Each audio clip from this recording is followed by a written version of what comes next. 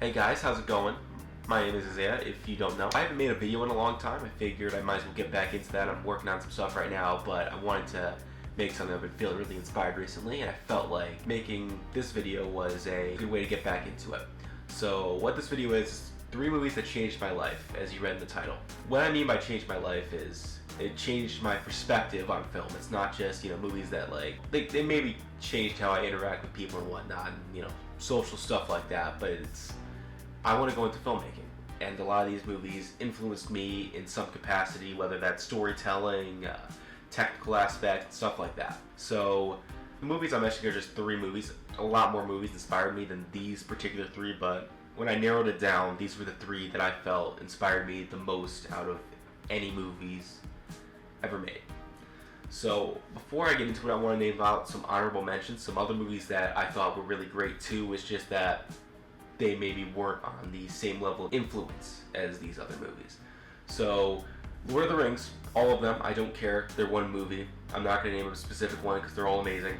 Lego Movie, because how can you make a movie about Legos so interesting? I have no idea. It proves you can make a movie about pretty much anything. 1917, for its incredible cinematography and how it just masterfully crafts this immersive experience and visceral experience, I also may add. It's just an incredible film. And I will also add in there Saving Private Ryan. When I saw that movie for the first time, I was just like in another plane of existence because of how brutal it was, because of how realistic it was.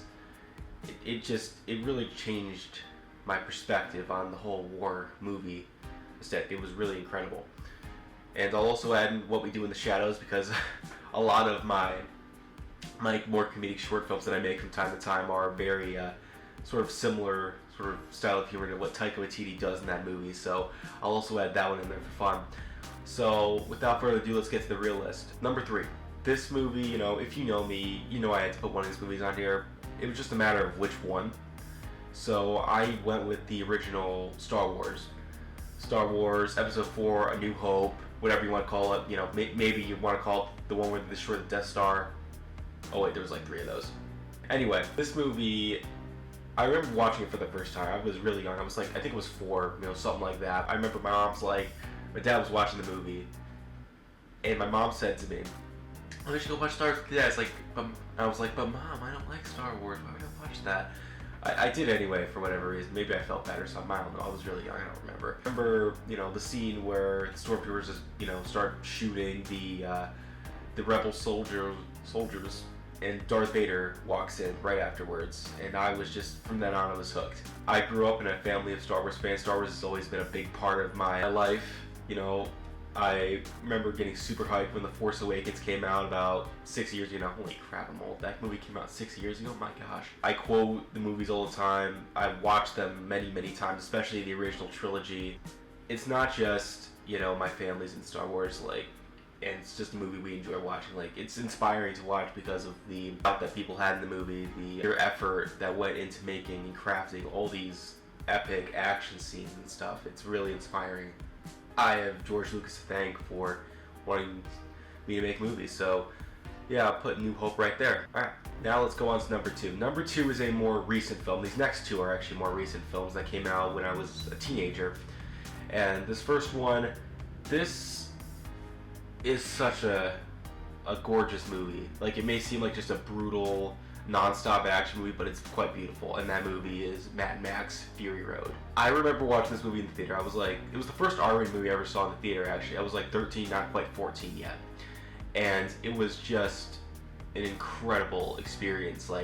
I was blown away by how fluent the action scenes were, how this world was crafted, how bizarre yet beautiful it was. It was such a unique experience watching the world and the world development, even in this movie. And I had seen the previous Mad Max movies, even then I was impressed. And just the action spectacle, what they were able to do with that, was just amazing. The characters were also really compelling. When people talk about Fury Road, they talk mostly about the action scenes, but in reality, the characters, the main ones at least, are very compelling and actually have a somewhat of an arc, especially the character of Nux, who has a pretty great character arc in the film. And I remember one night I watched a documentary on YouTube about how the movie was made. I think it was on the Blu-ray. You know, I didn't have a Blu-ray player or anything at that point, so I just found it on YouTube one night, and it just blew me away. Just the effort that took into making every single scene, and I really wanted to do that after that. I wanted to make a movie. I wanted to make a movie that was that impressive, of that scale. So I'm gonna put Mad Max Fury Road on the list for that reason. It's also the best action movie ever made. Don't debate me on that. It's undebatable. It's the best action movie of all time. I know it's newer. You may say like, oh, you know, go with the classics, like, you know, maybe Terminator 2 or Aliens or something. Those movies are great too, don't get me wrong. But Mad Max Fury Road has that special edge that's just unreal, and it's really inspired me. Alright, now let's go on to this list. This was in no particular order before this. Let me just say that. And this next movie is number one. You know, the other two movies, you know, they could flip-flop. It doesn't really matter which one's where.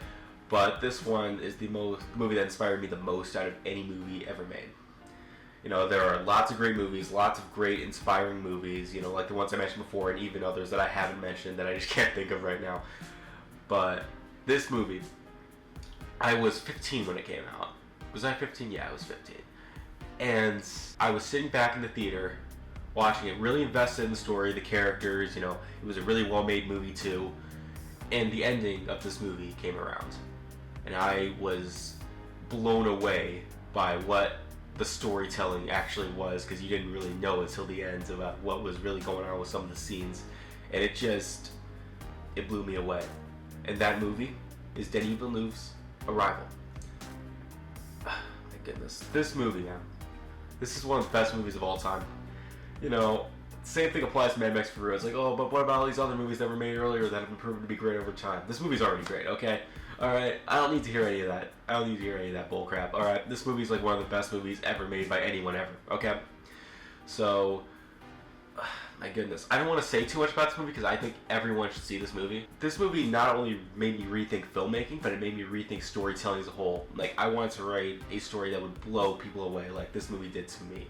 Just the technical aspects of this movie, like the visual effects look amazing. The cinematography is just, like, it doesn't even have like the most colorful color palette like Denis Villeneuve's next film, Blade Runner 2049, which is another conversation, but in my opinion, it's the most beautiful looking movie ever made.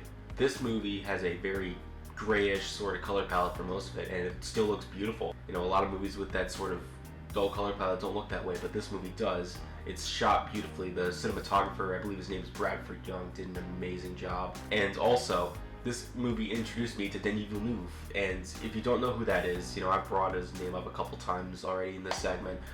He directed films like, obviously he directed Arrival, he directed Blade Runner 2049, he directed Dune recently, which, by the way, was incredible. You should go see that movie. It's a visual masterpiece. Prisoners, Enemy, a lot of great movies. This is why this movie is the most influential movie to me. It made me rethink storytelling. It introduced me to one of my favorite directors, maybe my favorite director, I don't know, man. Denis Villeneuve is definitely up there for me. It looks beautiful, it's acted extremely well, and I love everything about this movie from start to finish. It's just a perfect film. I can't think of anything that I don't like about it. So that's why Arrival is number one. Thank you for watching. If you like this video, feel free to subscribe. I do plan on making more of these every once in a while, and even including music in them, because I'm a big music fan too, and I'd love to maybe talk about some of my favorite albums or, you know, artists and stuff like that. So if you'd like to see that, let me know, and even if you have some topics that you think would be interesting, just let me know in the comment section below. I'll definitely take a look at it. You know, I'm a pretty small channel, so I don't think I'll have too much to wade through, but, you know, maybe I'll get like 1 million views in this video, I don't know. Feel free to check out some of my other little short films, little sketches I've made over the years, and I'll see you guys soon. Bye-bye.